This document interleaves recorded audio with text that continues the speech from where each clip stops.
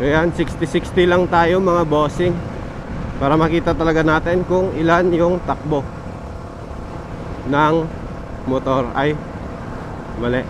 Para makita natin kung ilan talaga yung fuel consumption niya, no? Kung ilang kilometro kada litro. So dito naman sa harap, yung makikita lang natin dito mga boss, ano ay lights, headlight, park light, tapos headlight, ano, park light, tapos headlight dito sa kanan, and then starter. So yan lang po yung switch dito sa kanan. Dito naman sa kaliwa ay high tsaka low, horn, tapos signal light and hazard. So kung gusto nyo mag hazard dito mga boss, ano ay medyo may katagalan na siya, kasi hindi isang pindot lang yung hazard. Dapat signal light ka muna sa kaliwa, then kanan. Ayan. So makikita nyo, naka-hazard na siya mga boss. Para tanggalin lang yung hazard, pindutin lang natin sa gitna. Push lang. Ano? So mawawala na yung hazard. So signal light, ganun lang, basic lang, kaliwa. Tapos bago ka kumanan, pindutin mo muna sa gitna, then kanan. Kasi pag hindi mo pinindot, naka-signal light ka sa kanan, tapos nakalimutan mo, mag-signal light ka sa kaliwa, nag-hazard po siya mga boss idol. So yung makina naman nito mga bossing, kung makikita nyo, ay kopyang-kopya talaga sa GTR, ano? Hindi po sa RS, ano? Kasi pati yung radiator niya mga bossing, pati yung lalagyan, piyok! Pati yung mga radiator niya mga bossing, pati yung mga lalagyan ng hose, yung type ng radiator ay kopyang-kopya talaga sa GTR mga bossing, ano? Mas malaki, ayun o, RS o. So mas malaki yung radiator nito kesa sa RS 150 mga boss. Yung sa GTR, di pa ako nakakita ng personal. So baka sa susunod, pag nakakita tayo ng GTR sa personal, di-differentiate talaga natin, ano, kung ano yung kaparehas niya or hindi. And yun, sa mga gusto naman pala mag rim set dito mga bossing, ano, kasi syempre maraming gusto mag rim set dito. Yung kapareho niya pong hub sa harap ay XRM 110, or yung 5 holes, no? 5 holes yung lalagyan ng disc sa harap. Yun yung dapat na gagamitin na hub or mags sa harap, para malagay pa rin po natin yung digital speedometer. Yung sensor sa harap, ano, yung metal. Ayan sa picture kung makikita nyo. Kaya dapat yan yung gamitin natin na hub kung gusto nyo gumana pa rin yung speedometer nyo. So syempre importante talaga yung speedometer natin mga bossing, di ba? Pero pag magre-rim set kayo mga boss, mag-advance po yung reading ng speedometer natin.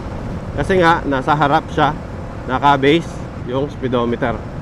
Pag lumiit yung radius ng speedometer nyo, pag lumiit yung radius ng gulong nyo, mag-advance speeding po siya. Pag pinalakihan nyo yung gulong nyo sa harap, magdi-delay po yung reading ng speedometer. Unlike sa Raider 150 or sa iba na nasa gearbox, ano, yung speedometer, pag nagpalit ka ng gulong, advance. Pag nagpalit ka ng sprocket, lalong mag-advance. So dito, ano, kahit anong palit mo ng sprocket, hindi na mag-advance yung speedometer natin.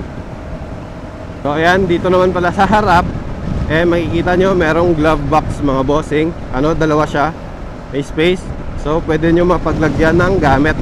Ano, yung sa kabila sticker nakalagay, sa kabila trapo. Eto, tapos eto may ano sa mga bossing, ano, may charger port. So pwede ka makapag-charge dito. Ano, pwede mo malagay yung cellphone mo dyan pag chill ride ka lang, kasi pag magwaswas ka baka malaglag kasi walang cover. Tinanghali na kami ng gising mga boss, ano, kaya alas 11 na ng tanghali. Nagugutom na kami, kain muna kami dito, ano. So 14.5 kilometers pa lang yung natakbo namin mga bossing.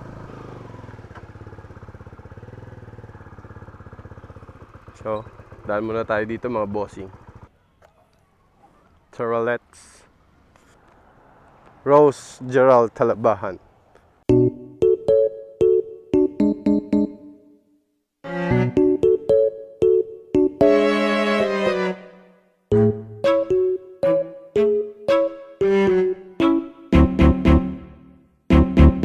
So tapos namin mag only rice.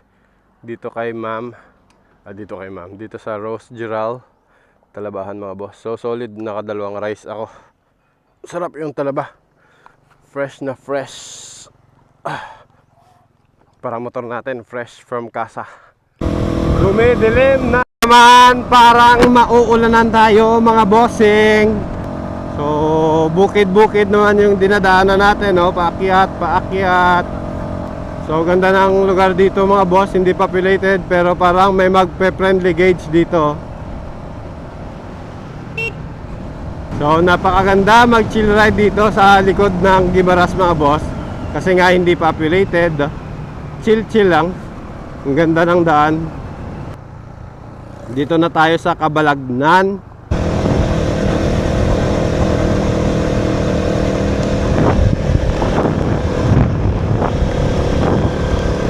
At ayun na mga bossing, inabot na tayo ng ulan. So kahit inabot na tayo ng ulan, itutuloy ko ito mga boss para malaman nyo talaga kung ilan yung konsumo sa gas netong motor na to. Ano?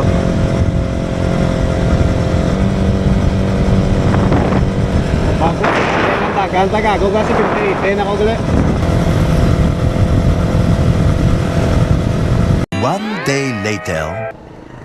Right, so may nagsasabi na hindi daw matagtag kasi semento daw yung dinadaanan ko. Ito off-road mga boss. Pakinggan nyo nga kung tumatagtag yung shock or tingnan nyo kung maganda ba talaga yung play o hindi. Yan. May angkas pa tayo nyan mga boss ha.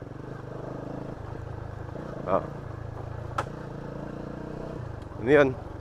Center stand. Sumasayad yung center stand pag may angkas. So yan yung ano natin mga boss sa Rusi Flash 150. Kung mag-isa ka lang, maganda yung suspension niya, pero pag may angkas ka, malambot yung shock sa likod mga boss idol.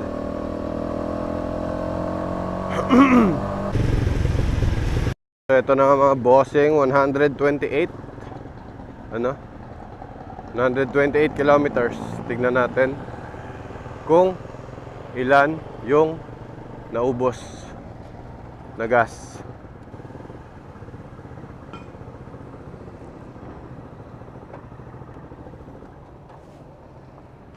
Full tank boss. No. 2.5. Aragoy, bilat ibaya. Masakit ba? Agoy. Agoy. Aragoy. Puta ina. Sakit. Gago ka.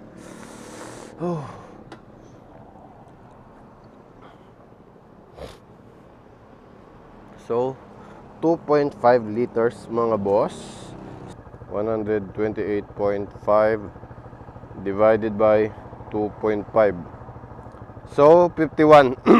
And mga boss, yung takbo ko doon is 70 to 80 yung pinakamabilis na takbo ko. Tapos yung average na parang normal riding ko lang talaga is 60 kilometers Pero 60, 70, 80 hanggang dyan lang talaga tayo. 280 kilometers hindi ako lumagpas doon. Tapos yung RPM is 6,000. So umabot tayo ng 51 kilometers per liter. 51.4 mga bossing. 'Di ba? Tipid na para sa 150cc na motor. Parang smash lang yung konsumo mga boss